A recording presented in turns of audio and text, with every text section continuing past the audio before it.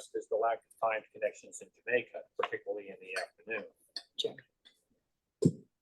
While the number of delayed trains is up substantially since the opening of Grand Central Madison, the Long Island Railroad is providing approximately 40% additional service, so some increase in delayed trains was anticipated. On-time performance continues to be over 90% on most branches, but customer satisfaction is not quite where it should be. Okay, and that's the chair's report. Do we have any questions? No questions. We'll move down to our special guest. Our special guest, Rob Free. Yes. Good afternoon. Thank you for having us. I do. Yeah. Oh, yeah. Good afternoon, everyone. Thank you for having us. I'm very happy to be here and talk with you and share some ideas. Right. Oh, do you want me to go? I'm sorry. I didn't know. I apologize. Forgive me. I'm Rob Free, the acting president of Long Island Railroad, or soon to be in a couple of days. Wednesday is what I heard. Yes, Wednesday. Beginning on Wednesday. It would actually have been a little sooner, but I had to take some time off. So I'm looking forward to it. I was the senior vice president of operations, for those who don't know, for about 3.5 years. I've been with the railroad 32 years. I started off as a station cleaner and just rose up through the ranks through various positions. And as I said, most recently as a senior vice president of operations, where I oversaw about 6,000, a little over 6,000 employees. I was involved heavily in the East Side Access project for operational readiness, third track, all major projects I was involved with, and obviously day-to-day operations, maintenance of equipment, engineering, transportation, service planning, things of that nature. So again, I look forward to working with you. Thank you. Thank you. Thank you for coming. Rob, welcome. Thank you. Thanks for coming to see us. This is our Mineola office, which we've had for a long time, but haven't been in often as we would like, that the pandemic thing. You know Jerry Brennan, who is our chair of our Long Island Commuter Council and MTA board member. Larry Rubenstein is you before. a board member. It's been a long time. This is our newest staff member, Jack Connors, who just started a week ago today. Peter Gorey is on his phone, but he's there. He's waiting behind the thing. He's a member who's unable to join us in person today. And we have one person we think is coming and one person who is in another state, so is unable to join us. And Kara and Jessica, who are part of PCAC and unable to join us. We've got two Grace, Christopher and Deborah, one who's already raised his hand. Yes, and Ron Troy and Stu Desser, who regularly join us for our meetings. So thank you. I know Hector has some things on his agenda as well.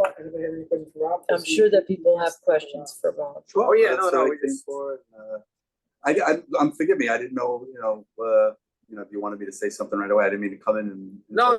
We appreciate you showing up. It just it's a little uncomfortable because the chair's report was a little, on the downside, but. Well, hopefully we can change it. Oh yeah, well that's just it. Now you'll have a little more flexibility, running the railroad, and we look forward to helping you when you roll up your sleeves and get rolling on this. And it's, and we understand a lot of what you're up against. Sometimes fellow commuters don't understand that because I sit on the board, so I'm privy to a lot of information of some of the problems that you're dealing with. So everybody thinks it's real quick to make a change, do this. Why can't they do that? Why can't they do the other thing? Like we're constantly back and forth about why can't we have the time connections in Jamaica, and I understand where you're coming from and trying to coordinate everything. So it's just, meanwhile, I have to relay the concerns of the riders. So we'll figure it out eventually. Well, I just so you know, obviously, some of my priorities first and foremost is a safe and reliable transit system, right? Definitely. Safety first, always. Absolutely.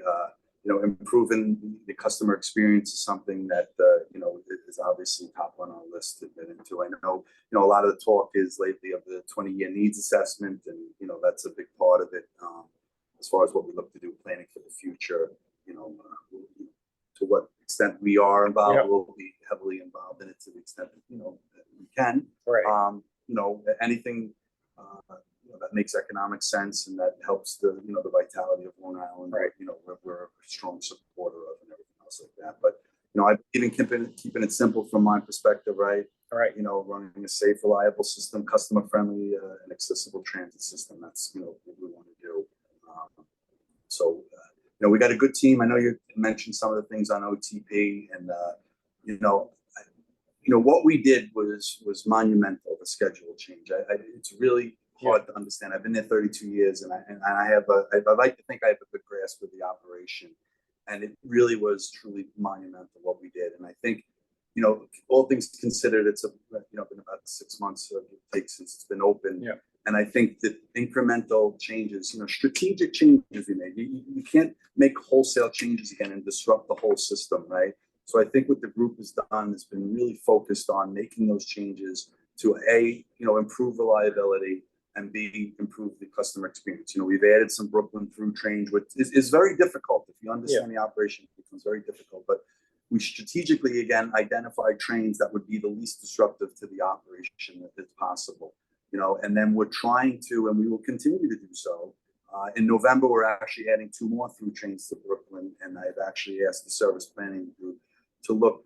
What we're trying to do is improve the customer experience while improving operational reliability, and it's a fine line. It's very difficult. Right. So we're trying to look at like load weight data and determining when would be the most optimum time to operate a through train to Brooklyn. Both when the customers are traveling, and, and that means looking at customer counts on trains, looking at high transfer rates on trains, things of that nature, to try and determine the best slots to do so. So I think in future timetables, we'll probably be able to do a little more. And, because we have to remember this, we're seeing an increase in ridership, as we all know. Right. And generally speaking, we're up around 7,000 in the AMP going to Atlantic Terminal, right? And you're looking at GCM, we're starting to get to around 23,000 customers in the morning. So that's over 3 times the amount of people. So we need to make sure we're sending the trains to the locations we need to send them. Right. So while looking at Atlantic Terminal, trying to identify what's the optimum time to run those through trains, so we're giving the people the best experience in running them at those times. And in terms of on-time performance, again, we made a significant schedule change at the beginning of September, and unfortunately, we had that derailment in Queens Village. And then taking into account, the flooding that took place, the rainstorm on September 29th, right? So those had an extreme detrimental effect on the operation, and we still operated just below our goal. I'm very superstitious, as you say many times, but excluding those numbers, and in particular lately, and I think it's a matter of the customers getting used to the schedule, the employees getting used to the schedule, because it was a whole new way to operate. Yeah. The system has been extremely reliable, knock on wood, and our on-time performance, we're over 95% for the month of October, and we're starting to get back to our goal. I think we're at 93.8, give or take, for year to date for on-time performance. So those are good numbers, and we're trending in the positive direction, and it doesn't mean we're stopping.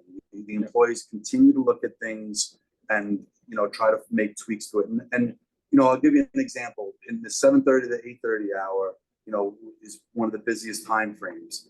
And pre-GCM schedule, and I guess pre-COVID, I guess I could say, there were 14 express trains through Jamaica. Right, so that helps significantly in your throughput in Jamaica. With the new schedule, because operating to a new terminal really complicates things. I still ask people to show me another system that provides transportation to 5 major terminals and terminals. I dare people to look and find one.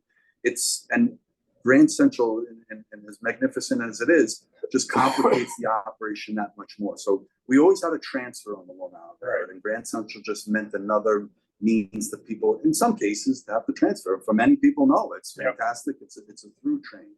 So trying to fine tune those issues, and now we operate just 1 express train in that time frame, because the more express trains you run, the less transfer opportunities, the less travel opportunities customers have. So we're trying, again, to find those trains, low transfer rates, which will help the operation as well, trying to look at that, because that helps the customer experience as well. So just, in short, those are the kind of things that we're focused on, and I think we're making significant impacts already.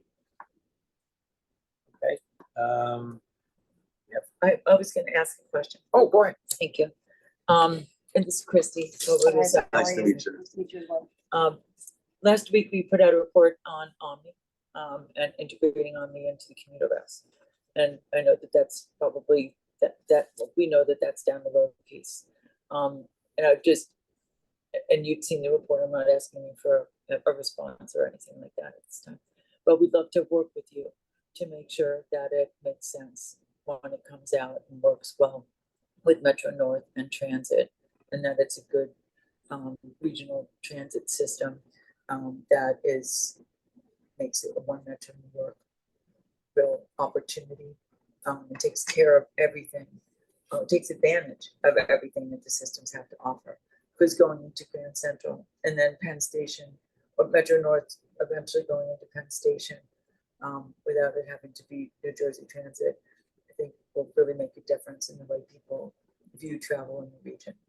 So if we can't have through trains, we could have through ticketing, right? So we're looking forward to doing that. No, we're always open to hearing ideas. Obviously, as much as you like to think of everything, input is always helpful and everything. And we're part of a larger transportation network, right? And as we do these things, there's more connectivity. Whether it's bus, air, other Amtrak, New Jersey Transit, it's becoming a smaller world, so to speak. So definitely we're open to listening and hopefully making it better for everyone. All right. Christopher? I have one condition. Chris can't ask if Rob's gonna go to the next AD test. The answer is yes. I already told you we have a date yet. Oh, Go ahead. okay, and or when Mets Village Point is going to become accessible. Right, I know. Okay, Chris, you've got your marching orders there. Your condition. Go ahead.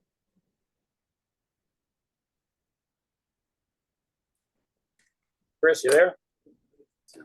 Yes, I'm here. Sorry, I have trouble hearing Lisa. I didn't know you were calling my name. Till Debbie just signaled my hand, called me up. Hey, Robert, I'm sorry I'm not there, but actually I'm not far. I'm actually outside of 2 Broadway.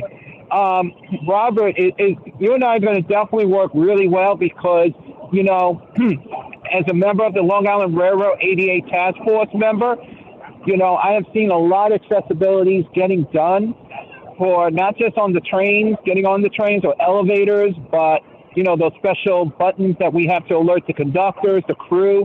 And I have to tell you, it's really nice to see that some of our train crews are seeing that there is a walker, wheelchair, or a mobile device. It's really glad to see that. And I hope in the next few months, and I know maybe Hector somewhere or Anna, we want to make sure you're one of our speakers also out of Long Island Railroad ADA Task Force, so we know what's your agenda for the accessibility and how can we work together on that. Thank you. It wasn't exactly a question. Right. Well, Chris, it's nice to hear from you again, and absolutely, I look forward to participating in the meeting. And as you know, accessibility is a high priority for the MTA as a whole and Long Island Railroad. And currently, as I'm sure you're aware, we have ADA Package 1 taking place at Amityville, Copeg, and Lindenhurst, which is going on right now. So it's very exciting that we're moving forward with that, and we look to broaden it up and make the railroad entirely accessible. And one thing that I would ask for help while I was speaking is that I think the call ahead feature is very underutilized, and I've asked internal communications to help publicize that a little more, because that helps everyone. That helps the railroad be prepared from when someone needs assistance, and it helps the customer, their experience when they get there. They're not waiting, for help. So I definitely look forward to ideas on how we can better publicize that. So thank you, Chris. Saw it on Twitter today. Right. You're welcome. You're welcome. And as I said before, we'll be working together and really have some fun. Thank you. Okay. All right, thanks, Stu. So, Stu? Stu, you're up next. Yeah, thank you. This is another customer experience, but welcome. I have been asking for about a year now for an explanation of why on the Montauk branch, the timetable has the train traveling as slow as about 26 miles an hour between stations. Now, this may sound like a very parochial question, but it's more about, is the railroad padding the schedule to give the appearance of on-time performance while it's really disserving the customers? Now, there may be an explanation for that slow speed, but I think that this group should hear it.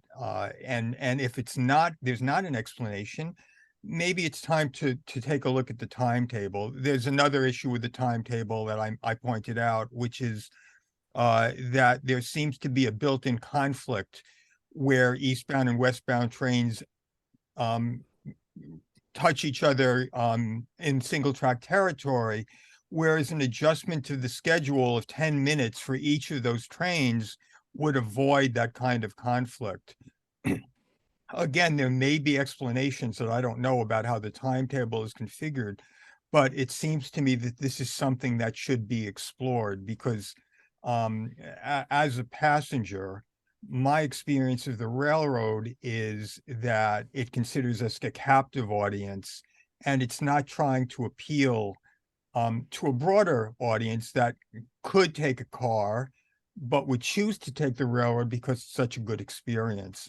On that same thread, I'll just point out that there was an planned interruption on the Montauk branch this last weekend, where buses substituted for trains, which is obviously reasonable. It used to be that the buses that substituted for the trains were coaches. They were comfortable buses. Now they're using school buses. And if you have ever been an adult on a school bus, it doesn't work so well, especially when you've got passengers who are bringing their luggage on. It's pretty uncomfortable. It's something that I think should be considered. I'm just going to ask one other question, which you may not be able to answer right now, but the question is what the rule is about crews closing off cars of the train. It used to happen much more before the pandemic, where crews would reserve 1 or 2 cars for themselves. They would compress passengers into a smaller number. So you've got a train you're paying for the electricity, you're paying to drag the cars. You don't need a larger crew, but you've compressed everyone into a smaller space. People who want to sit together can't sit together, and they're now standing. That still seems to be happening, but at a much lower frequency than it did. So thank you so much. Okay, Stu, that was a lot. I'll try to remember everything you had commented on. But to your first comment, as far as padding the schedule for OTP, I think as Jerry was, articulating before, if we were doing that, we weren't doing a good job of it. We definitely don't do that. We write schedules. We have to stick to the schedule, as optimally as possible because, in certain locations such as Jamaica, they have to hit their mark just right. And then Penn Station, we don't own it. We don't, during the rush hour, we have 9 tracks that we are able to utilize because it's Amtrak owned. And then during the off-peak periods, it's 5 tracks. So we don't have and then we're so tight on equipment that we need that equipment to make its turn. It needs to hit its mark. So we definitely don't write the schedule to operate at 26 miles an hour. I don't know if it might be something where it's a local train and, they operate a particular way. I could ask the service planning group, but I definitely would say we don't write to a schedule for 26 miles an hour. In terms of the single track point that you brought up, I mean, Hector will talk to service planning, but I would be shocked if they wrote to a scheduled conflict. We have certain mandates where it's a minimum of like 4 to 5 minutes. It has to be clearance time between an east and westbound train. So I would be surprised if there was a written conflict into it where trains on single track would do it at the same time. I will say on the Port Washington branch where we have extreme levels of service, it is tight. You might get at Port Washington a 2-minute clearance. So, but in terms of just a regularly scheduled written conflict where they do it at the same time, I would be hard pressed to find that. And then on the school bus point, You're right, it's something we try to avoid as much as possible, but the pandemic has brought constraints not only on us, but the bus operators as well. They're short-staffed. They don't always have the bus drivers and certain weekends equipment. And then in this particular weekend, as you mentioned, with the patchwork siding work, we were stuck. We didn't have buses. And what the group tried to do was limit those buses to A, the ProTech buses, and B, to the short trip buses. They were attempting as much as possible not to use them for the long haul, meaning going from Babylon or Patchogue all the way up to Montauk. So it was a known issue, but we try to avoid that at all costs. We don't want that either. But sometimes we're stuck, and we unfortunately, sometimes a bus is better than nothing at all. So, but that's a policy internally that we try to avoid that at all costs, and we try to use the coach buses provided. We're at the mercy of the bus providers. So. Can I just follow up very quickly with a clarification? We have another question though too, Stu. If you could make it very quickly. Yeah, but I'll come back. Let the other person speak first. Thank you. Peter? Pete, you're up. Yeah, Peter? looking for my mute button. Sorry, guys. Rob, my questions, comments, not that I'm looking for an answer here. I have three things that I would like to bring up. Commuting out of Islip, obviously, I'm on the Montauk line. And there's two express trains in the morning. There's it's now a 6:12, used to be a 5:56. And there's a 7:08, used to be a 7:10. And they pretty much make the same amount of stops, and they express straight in, double decker to Penn. Except one train, the 7:08, takes 20 minutes longer than the earlier train. 20 minutes is a lot of time for commuters. We're not talking about 5 or 10 minutes. And that's pre-COVID as well as today. It's the same train, same stops. The start time out of Islip has changed slightly. So that's one thing I would like to bring up, because it kind of jumps from what the previous gentleman was talking about schedules and times. Being a diesel line, as you know, they're not as fast as the electrics, or at least they don't start and stop as fast as the electrics. So that also adds time to things. The other thing I wanted to bring up is on the Montauk line during the summer, the amount of summer vacationers, if you will, or weekenders that take the train, I'd like to see the railroad come up with a better way of collecting those fares, because sometimes leaving that five something train in Penn in the evening, the train is so packed, those 8 cars, that nobody can walk through the cars, never mind the ticket collectors, to verify if somebody has, bought a ticket, activated it on their phone, whatever it may be. Tickets don't get collected. And after Jamaica, the train is still packed. And I would say 75% of the time, you don't see any conductors until it starts emptying out. And Bayshore is usually the first big stop where a lot of people jump off. And the last piece, because it's my line of work, is energy conservation. It's something I brought up a couple of times in other meetings. And that is, well, what's the railroad? And again, I'm not looking for an answer today, Rob, just food for thought. What is the railroad doing for energy conservation? And what I mean by that is, during the summer or during the winter, when the train pulls into Jamaica or pulls into Babylon, or empty from the yard, you'll find every single door open right through the train, all 12 cars, all 10 cars. You can walk from one end of the train to the other without opening a door. Now, that train sitting in the yard overnight, sitting in the yard for an hour or 12 hours or 20 hours, it's running its air conditioning at full blast because the doors are wide open. Or it's running its heat at full blast because the doors are wide open.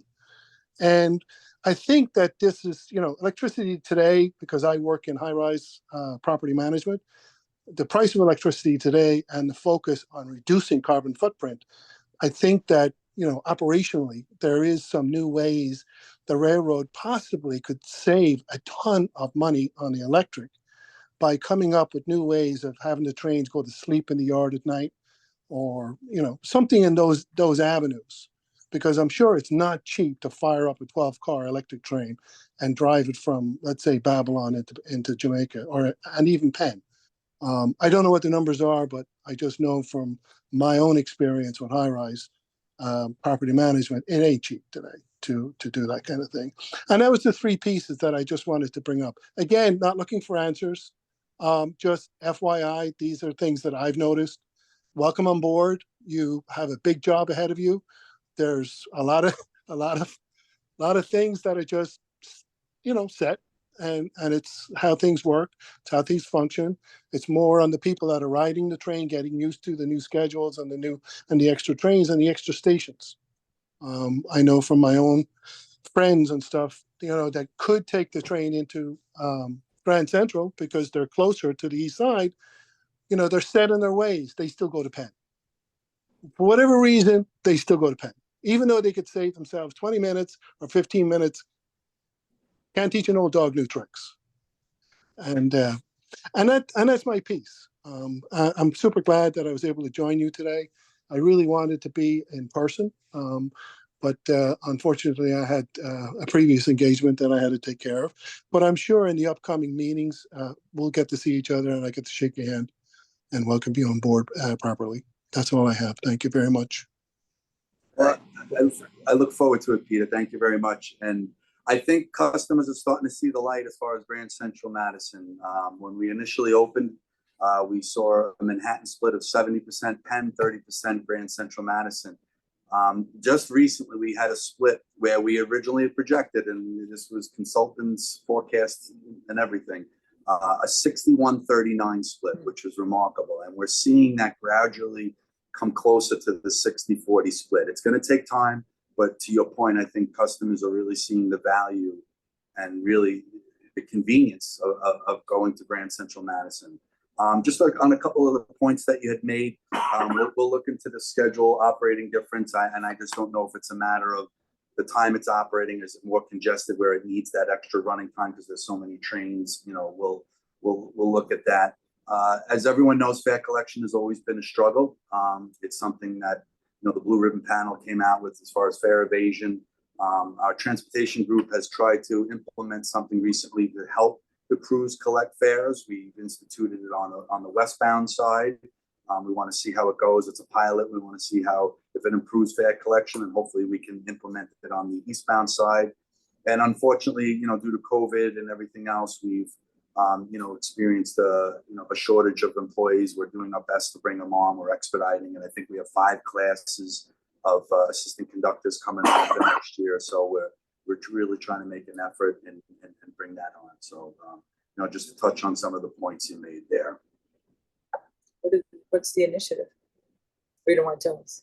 Well, no, it's something where it's helping them as far as we call the second lift. We're trying to streamline it and just do one lift where they're making sure the tickets are collected east of Jamaica and then west of Jamaica. It's the way they punch the C-checks, and they're leaving the C-checks in, so it helps them identify if there's a new customer on board and where they're going, zone 3, zone 1, things of that nature. This way they don't have to check every single ticket per se. If they're unsure, obviously they're going to ask for the ticket, but we're hoping it'll streamline, and then we'll see how it works out, and hopefully we can do so. Yeah, Rob, it's Peter again. I have noticed on the westbound too that the conductors are scanning tickets a lot more than on the eastbound, than on the westbound or eastbound. I'm sorry, the travel home from Penn Station to the island. The last few times I've taken, I have noticed that they are scanning, people's one-way tickets, I guess, or the non-monthlies a lot more aggressively. And I have noticed the tickets on the seats, like you said too. It's good. It's all good stuff. And as far as the laying up of trains, when trains lay up in the yard, they do get it's called layup mode, so they're not at full consumption. They're reduced. It's not producing the same heat or the same air conditioning, and then mechanical forces before the train departs in the morning, let's say for the rush hour, M&V will go and change it to regular mode. So when you get on the train, hopefully the climate is is comfortable. So but in the yards, that's just one example of the things, to your point, because the doors are open like in the yard because you have to have the coach cleaners and the mechanical forces come through the train and clean it up and everything else. So, but there is a layup mode on the equipment that they institute when they go in the yard. Thank you. All right. Ron, did you have anything? I saw you look like you had a couple things in the chat.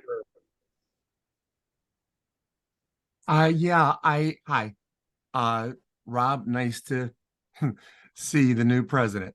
I made a comment in the chat. Jamaica, there's a reason why transfers are so bad. And one of them, well, a number of reasons. Unreliable equipment, the escalators and elevators don't help, but it's not enough. You need more than one bridge.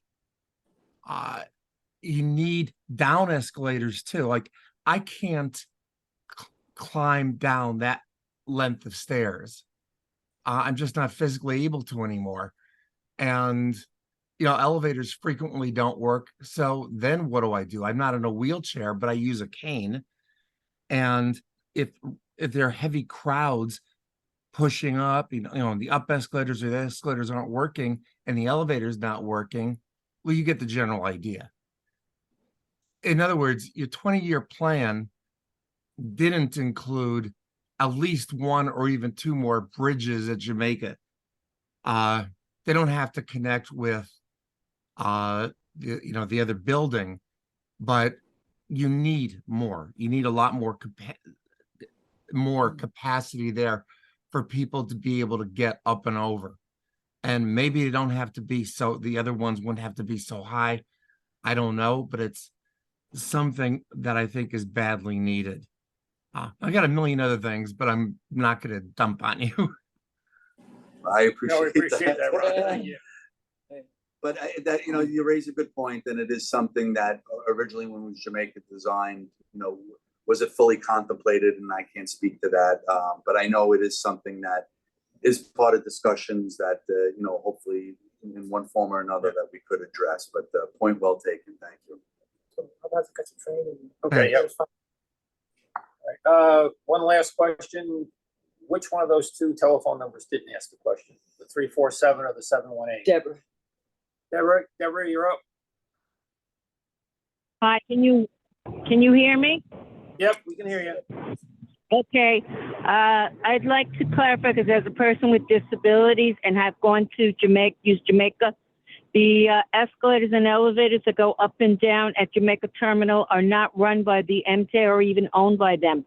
It is owned by the New Jersey Port Authority, and I have been to their meetings regularly and have made numerous complaints about the unreliability, that I've been stuck in elevators or an emergency. They've had to take me down to the service elevators with the Long Island Care.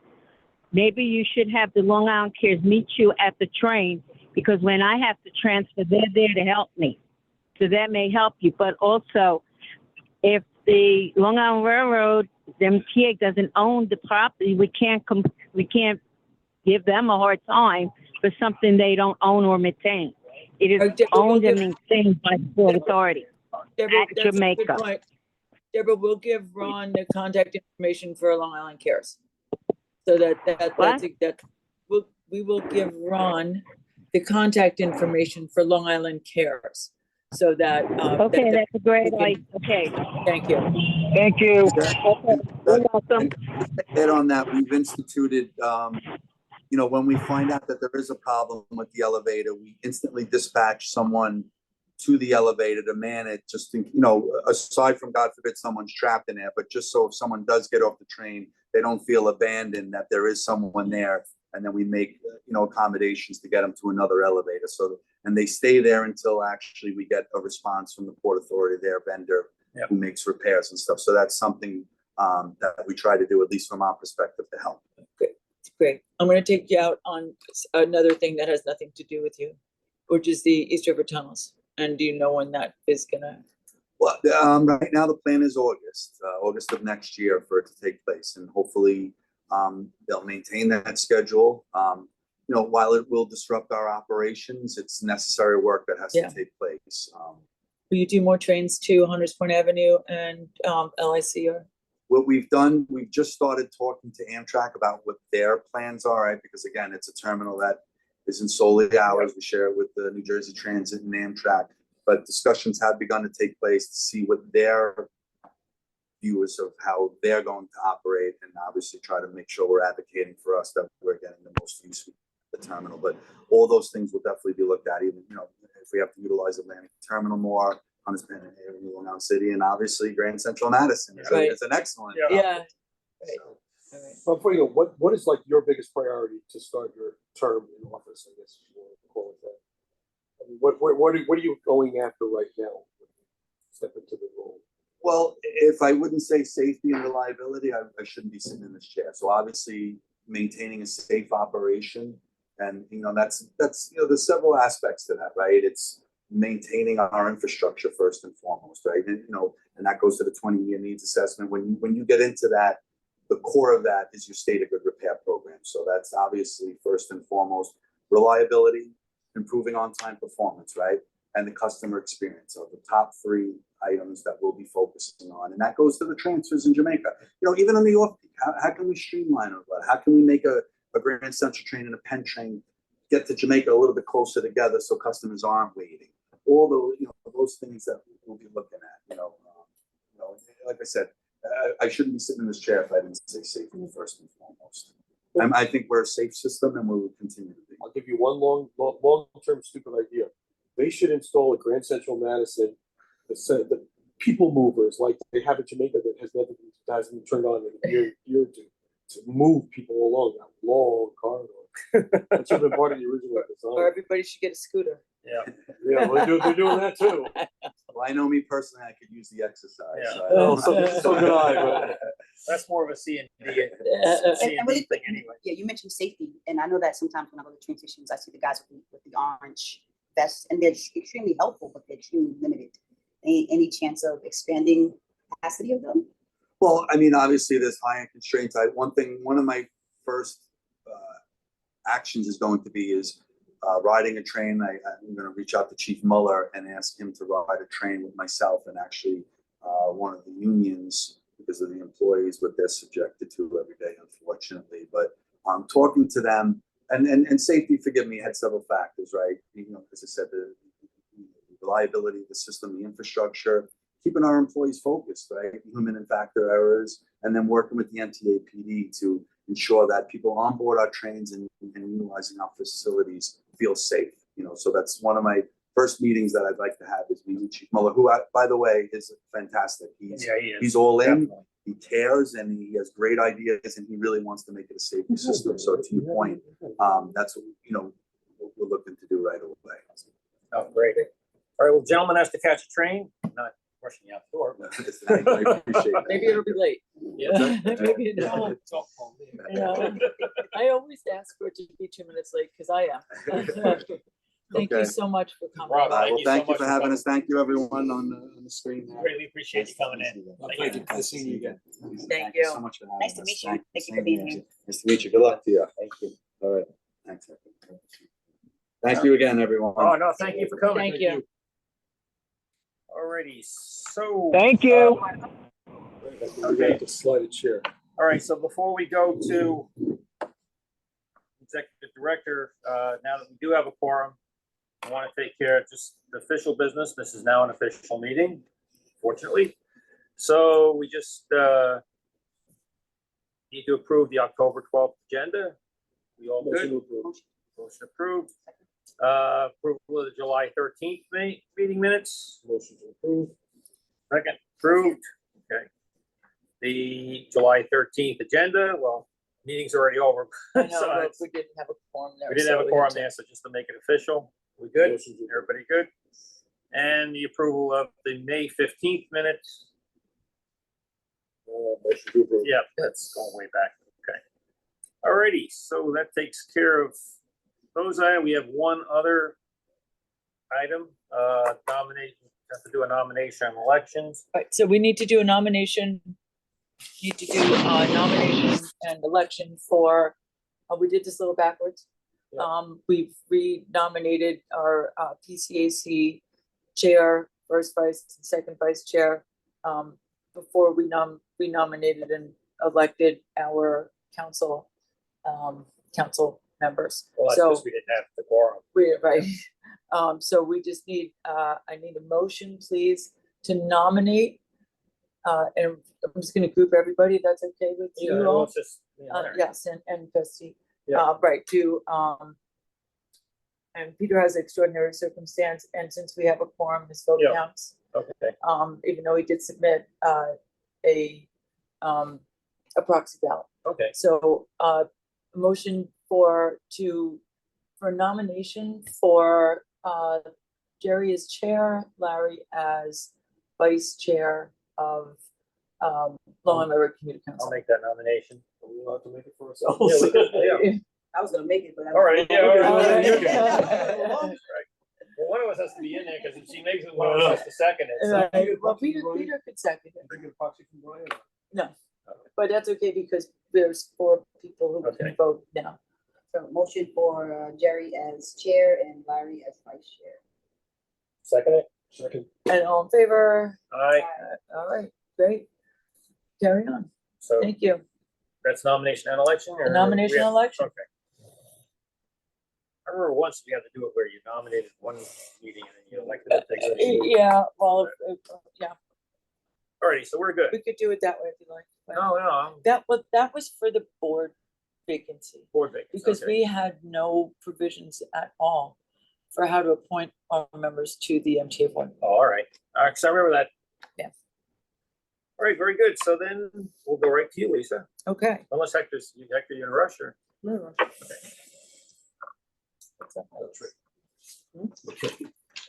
what's up? So, Is there an agenda?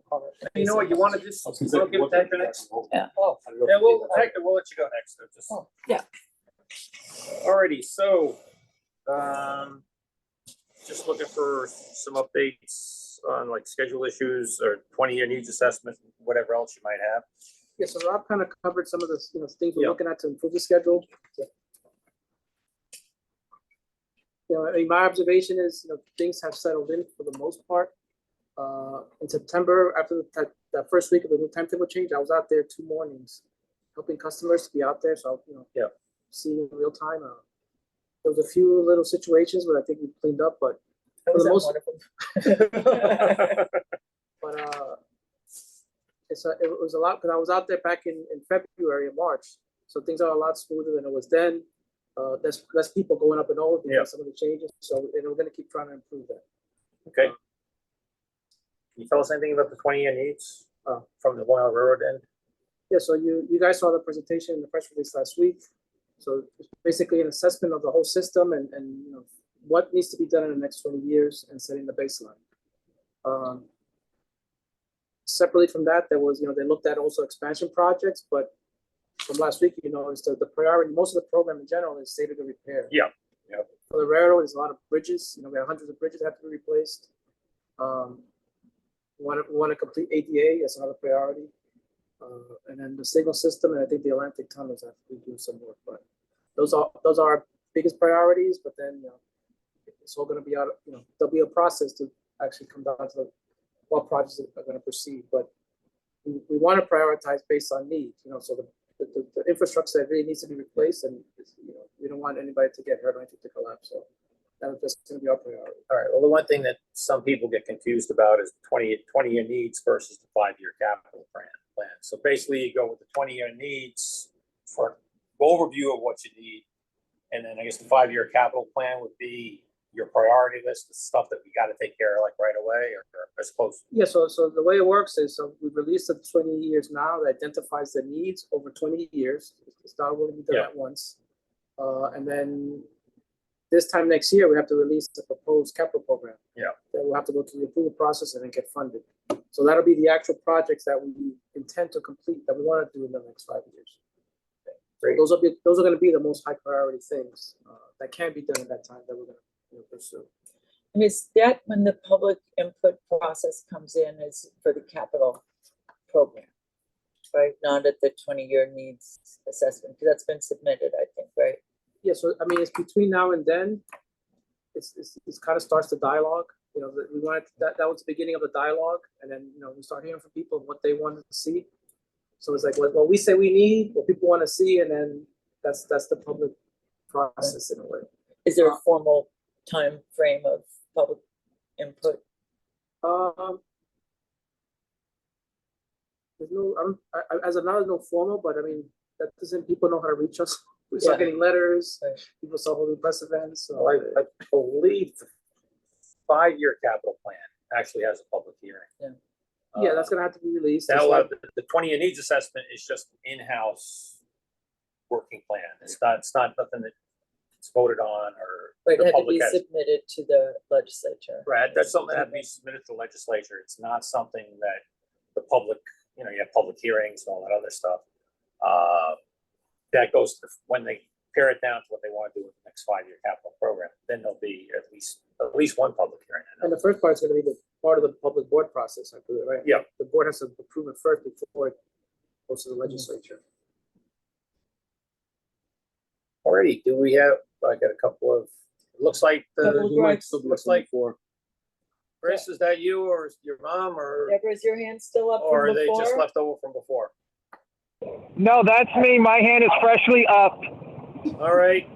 I have a question for Hector regarding, I have a question for Hector regarding the Atlantic. If we're going to do any construction, Hector, we need to make sure that when you do shut down the Atlantic branch, we need to encourage customers that take the train between Brooklyn to Queens. Especially, we have to remind that staff who are at the stations, it's not the Long Island Cares, I'm talking about the regular staff, are not giving the right direction for customers for accessibility. So can we please make sure that like Andrew Albert and vouch, there's also a script to give them to where they're supposed to be heading to, where the elevators are located, where they're being accessible reroute as well. We know customers can go take the 2 and 3 to Penn Station, but at the same time also when they do want, let's say they're coming from Nostrand and going to Queens, they need to know what's an alternate route. I might know that, but not everyone else. So we need to make sure that definitely goes out when any geo comes up, like you did already on the Babylon branch, which was an excellent procedure, but it just needs to be done in the city points when we reroute the Atlantic branch. So, and please let me know when we're going to do those Atlantic branches, because then, want to make sure those signages are up for customers who are coming maybe from south part of Brooklyn. So they can then, instead of not come from there, they can go right straight to Jamaica to get the train there. Okay. I hope you heard me clearly. I hope you heard me clearly, Hector, because you are talking kind of low. I barely hear you. I heard you loud and clear. Yeah, we can hear you, Chris. I'm making sure. All right. All right. Guess Deborah, I think you're up next. Deborah, do you have your hand raised? Or still? No, I didn't, but I'll just say, all right. I have one question. When you are doing track work, and I heard right, you use school buses, that's not accessible. Can you please make sure you try to get buses that are accessible for people, because you never know when a person with disability is going to travel in the middle of the day. Thank you. Okay, Stu, I think you had a question? Yeah, sorry. I emailed the PCAC office, but haven't heard back.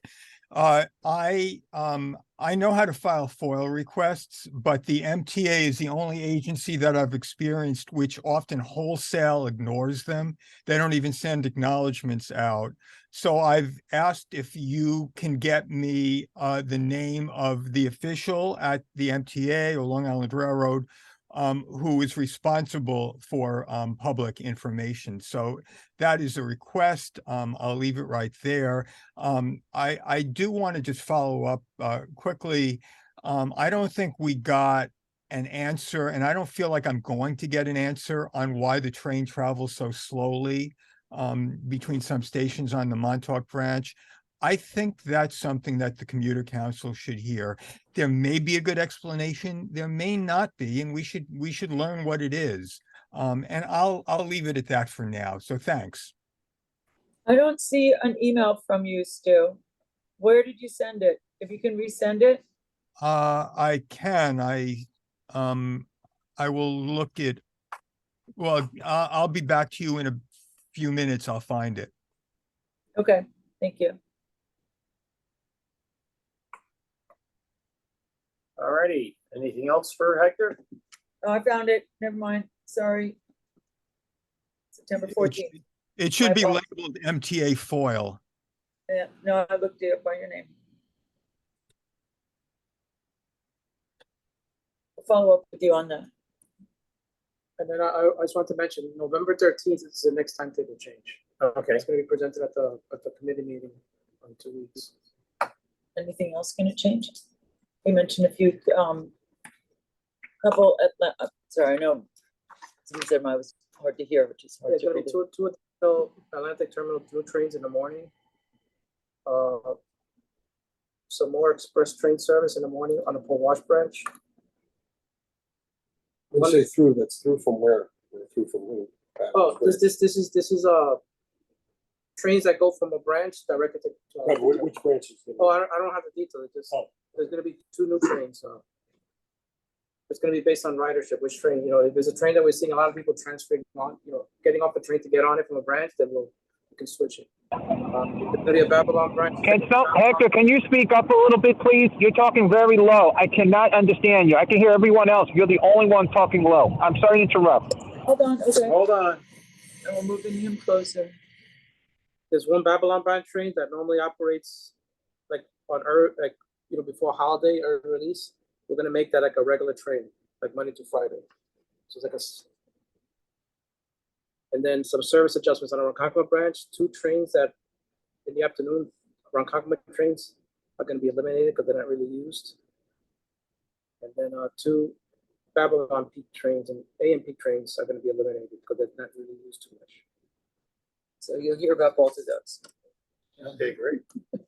Yeah, of course. From those 12 people. Yep. But again, whenever we're taking away our non-use trains, we're using that to add where the people are overcrowded, so. Yeah, no, we understand that. Is there any update on the cars? And I know we had Jerry's report on the nines. I have nothing news to say. You didn't read It's not news there, right? great, it's not great news, so. Are you seeing ridership back to like pre-COVID?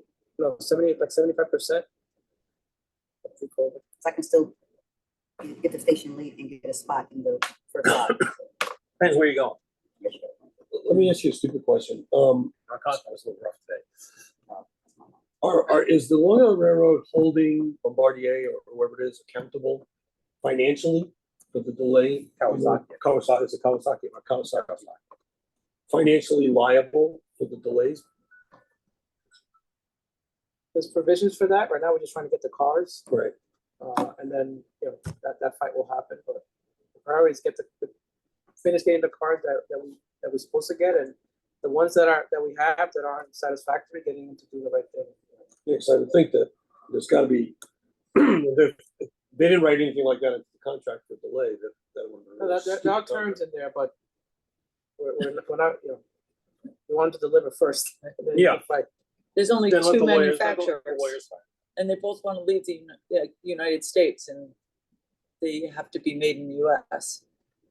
So it's, Kawasaki and Bombardier.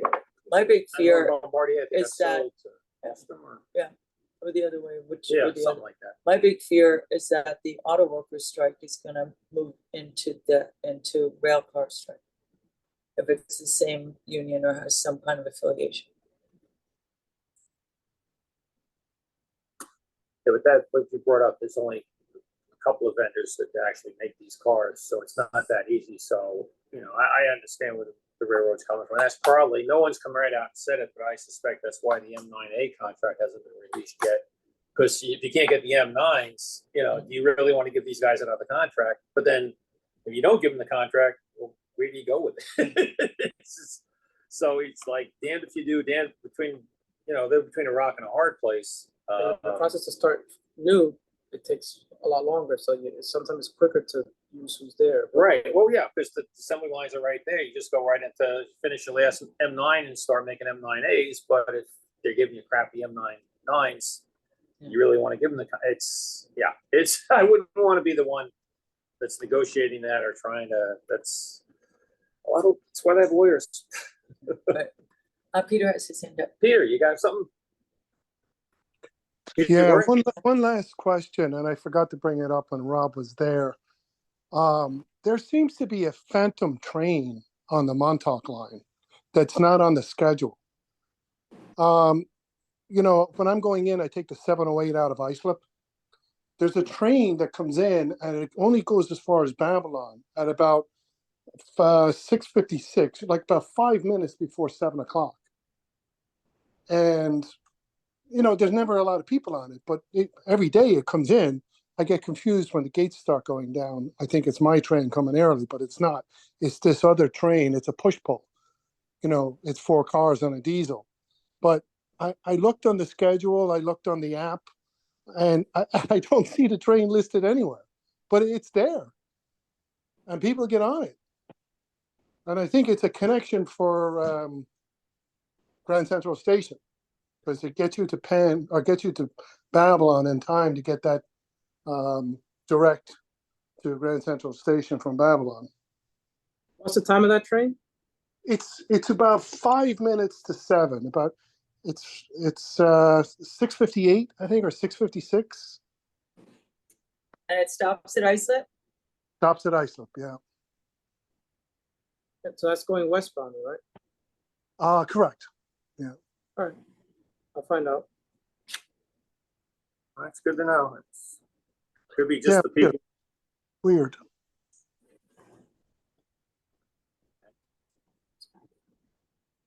Alrighty, there being no further questions for Hector, we'll go down to the executive director's report. Hang on, yeah, sorry. I'm just trying to see if it pops up in there somewhere. That's what I was looking at, something. So 6:50. 549. 549 from Islip to Babylon. No, it's at 5 This minutes, is, 7. this is like It's six, westbound, this is like 6:56 westbound. so I'm going nice up to Penn Station. Islip to Babylon is westbound, right? 6:56. Yeah, it's on the schedule. 6:56. Because I just looked to Babylon. It goes to Grand Central. It can't, that's impossible. I mean, It's Grand it can't go to Central directly, or diesel, okay? Yeah, because diesels can't go in there, but They must have a connection to Grand Transfer Central. somewhere, just Yeah. transfer. It was a 6:50, no, that's PM. No, It's a 6:56. Transfer somewhere. Where's the transfer? that'd be kind of cool if that train would make. Yeah. That, Yeah, well, the schedule I- is the that's a transfer at Babylon. So it's a, yeah. It looks like we We found saw- a mystery train. Yeah, there's a mystery, the ghost train. We did see a non-ghost bicycle on the train that we were on our way out here. A non-ghost bicycle. Oh, yeah, it was definitely not a ghost bicycle. It was not electric bike, but it was somebody brought a big bicycle onto the peak train that we came out, that Jack and I came out on. And somebody was not happy. There was a fight on my train 2 weeks ago because somebody put something similar to one type of train, and someone's like, it's blocking the way, and what can you say? What can you do? For the conductor? Yeah, there was some guy that was on a motorcycle, rolling it, driving it at Jamaica. down the platform. Revving it up. But then you have police officers who are standing right there, so they're Nobody's not doing anything low. This guy tried to get it out of the way, tried to stand it up, he tried to do everything, and I'm just looking at the app going, no bikes. So I am thrilled to introduce Jack Connors, who is our new staff person, who started a week ago, who's our new research and communications associate. You're welcome, Jack. I'm happy to have him too. Sorry. Do you want to give the 5 cent tour about Jack Yes. Connors? Oh, yeah. Coming here from some time in the legislature up in Albany with Senator Representative Siegel. For that, I was a Badger, went to school at UW-Madison, avid transit enthusiast. Excited to be joining the team and working with all of you. And nice to be here today. Yeah. Nice to have you on board. Welcome aboard. Thank you. On Jack's first day after orientation, we sent him to ride with Andrew Albert, and his first trip was on the Long Island Railroad out of Atlanta. So he did the up and over. We did, yes. And So- tomorrow I'll be joining Randy on Metro North. Yes. There we go. And then we're gonna get him out riding with Jerry Yeah, and do that. whoever else too. Or I will, what do we call it, Kara? Drag him around? Kara was on with us. She's just coming back from Washington from a training session. So as I mentioned, and we, so that is the positive part of our staff update. We have started to advertise for the associate director vacancy. And we've started to get in some resumes slowly. It's on the MTA career website. If you know of anybody who's interested, has 10 years of experience, managerial experience, loves transit, is passionate about making the world a better place through trains and buses and, you know, all the connectivity, then please have them apply. It has to be through that website and they have to send a cover letter. But, you know, we're looking for somebody to complete our small but mighty team. Ryan Layton, who you have met, who was our intern and morphed into an associate. And Kara and the team produced our Omni report last week, and we held a press conference. That was Jack's actual first day. It was, hi, we're having a press conference, stand here, hold the sign, and be ready to tweet. And we did a lot of work on it. It's on available on the website. We did a lot of outreach to elected officials within the MTA, picked brains at the around the table, spoke with labor on both railroads and at transit, and actually got a nice neutral quote from the MTA when asked what they thought of our report. Was that Omni has the potential to transform the way people travel. Okay, check. So that's, you know, that the good news is that this is out, and we think that it does in fact have the potential to help transform the way people travel. So the next step is to elevate it in the consciousness of Omni planning internally. Some very high level person at the MTA told me that they thought perhaps that Omni was initially planned as basically a replacement as the Metro card. I don't think that that's really what it was, but I think that's what it turned into over the years. So our job is to pull that back and make sure it works well on the railroads. And I'm really pleased that we have the ability to work with the railroads and the MTA HQ and the fair policy people there to try and move this forward. And our elected officials are enthusiastic about it too, and have offered to do what they can to. Well, the Port Authority's phasing it in, right? Don't they have Omni now on the air train? One terminal, Well, yes. I And said phasing it. yeah. And there was something in the clips today about how New Jersey Transit is now accepting it, but through an entirely different system. And it's a tap and go with the card, not with your phone. Or with it's not through Omni, it's through tap and go with your contactless card. So it's not a true integration, but it's getting there. So Supposedly SEPTA, is that Philadelphia? yes, I believe they're expanding it to their commuter rail. yes. So that at least you got somebody Yeah. else to watch and see how they're handling it. And let them make mistakes and see what works, what doesn't work. And Right. And road trip to Philly to see how it works. And well, we can take New Jersey Transit down most of the way, and then it turns into Philadelphia, into SEPTA. So we are looking, you know, forward to continuing to work on that. I was going to bring hard copies, but we did not. But we will have some. We have a handful. The survey that we had produced in the fall, spring, we put out the results. And thank you, Peter. Thanks very much for coming. We are looking to, ask how things are going now. It's, hopefully we'll get some different answers. We will share with you some draft questions. What was that weird place that people were trying to be told to? It just had a total brain swirl about where people were being asked to transfer. Wanta. Is Wanta still a transfer spot? Or that was sort of a come and go, didn't really stick? It is. It is. I think it's an option, but I don't know, you don't have to take that option. Right? It's an option. Yeah, you don't have to Okay, take it. but it wasn't, But because initially it was. they are trains that are terminating at once also. Really? Those are forced. I mean, the Babylon branch it got split up now, so trains go from Wanta to like Rockville Center, and then from Seaford to Babylon. That's how it's split up. Okay, so Wanta is still there. Yeah. All right. Was So there anything on the Port Washington branch as well? Was it Bayside? Bayside. Yes. They're still doing the midstream. Again, it's an option, but I don't really think people are. The majority of commuters, they don't want to. They take the train. They don't have to do that. They would rather shove into a car and say it's overcrowded. And also the other one is the Mineola for Oyster Bay. So actually, for Oyster Bay folks, they asked us to take away Mineola stops to improve their commute. They said it's better for them just to go. They'd rather go to Jamaica. There's more options.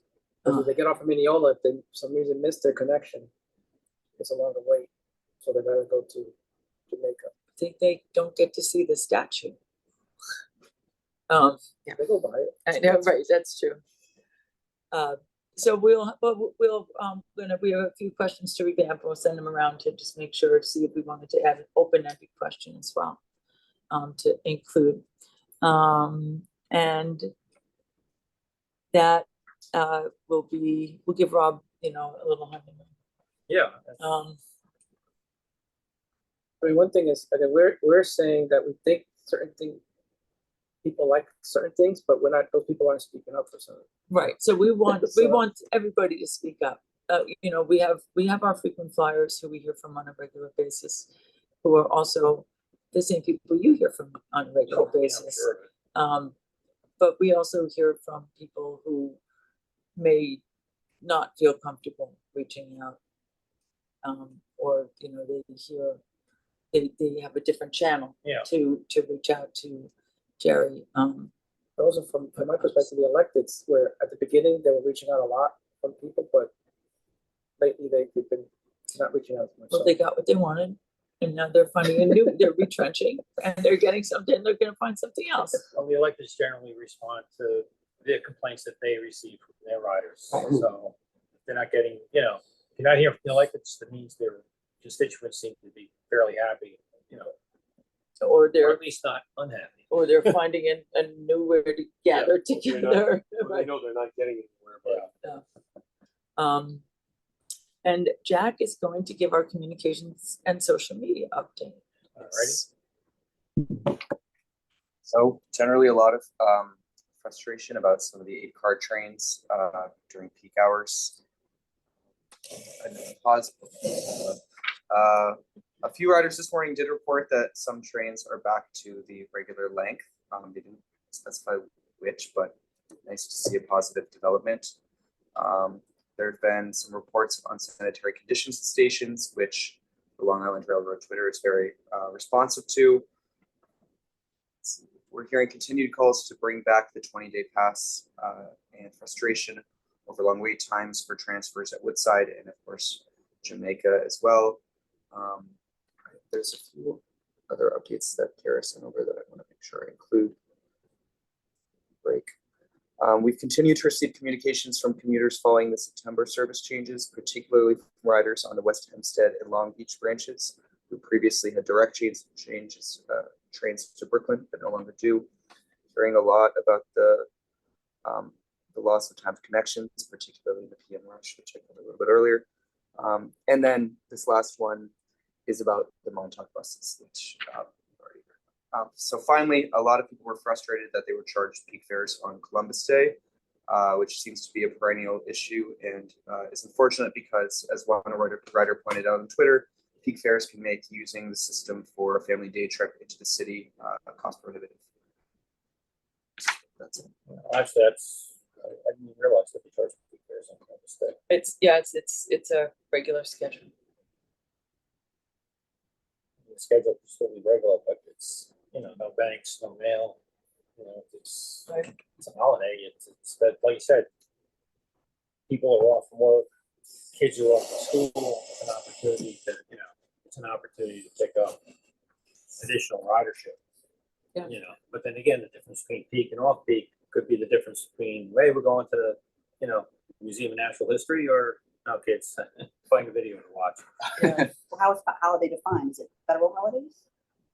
No, they actually the railroad or MTA determines their own holiday list. Well, not holiday list. I mean, they know the holidays, but whether they go to, I guess it depends on ridership trends on whether or not they're going to go with a regular schedule or a holiday schedule. We had to, it was a regular work day for us. But for New York City, they were closed. Did you have one? The railroad is, for us, it was a holiday, but not for MTA. Yeah, and Metro North, I think they may have worked. Yeah, then they have off a different day or they work Veterans Day and we have that day off. So The we're all, railroad doesn't have Veterans Day off, unless you're a veteran. no. But we do at HQ. Yep. Yeah.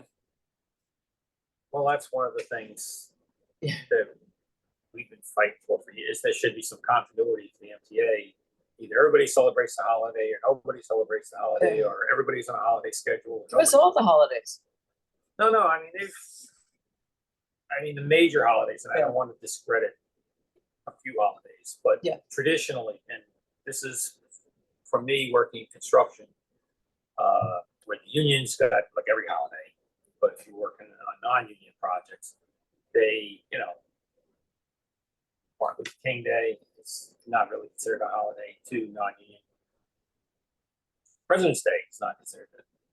And all the quote unquote majors, July, Memorial Day, Labor Day, everybody acknowledge that. Then you get into the fall, almost Day, that holiday, not a holiday, And some people observe it, some people, again, in construction, union jobs shut down on Columbus Day, or they're getting overtime.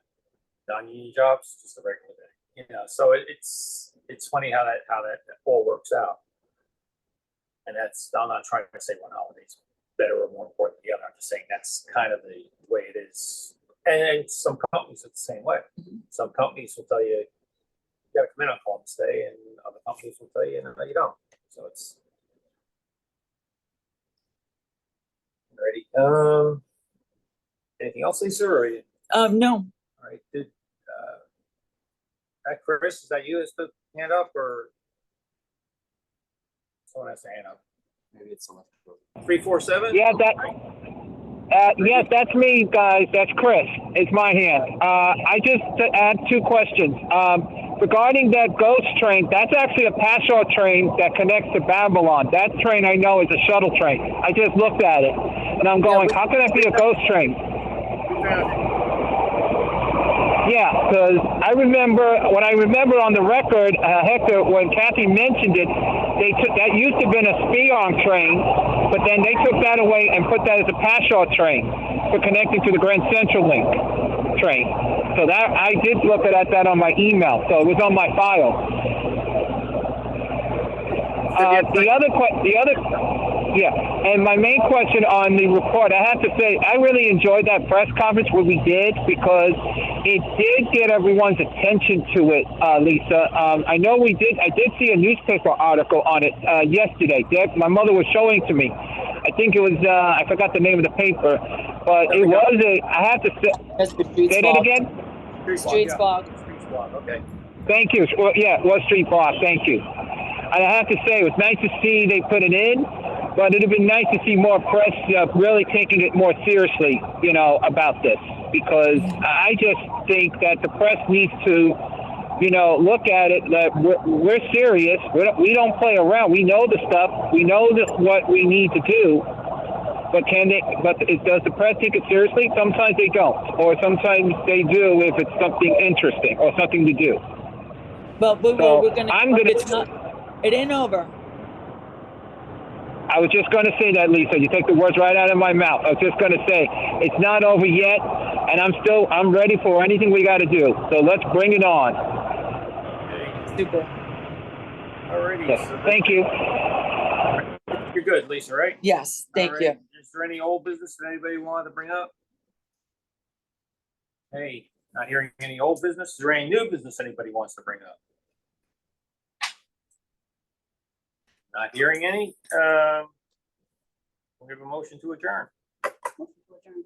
All right, 52. Motion to adjourn. All right.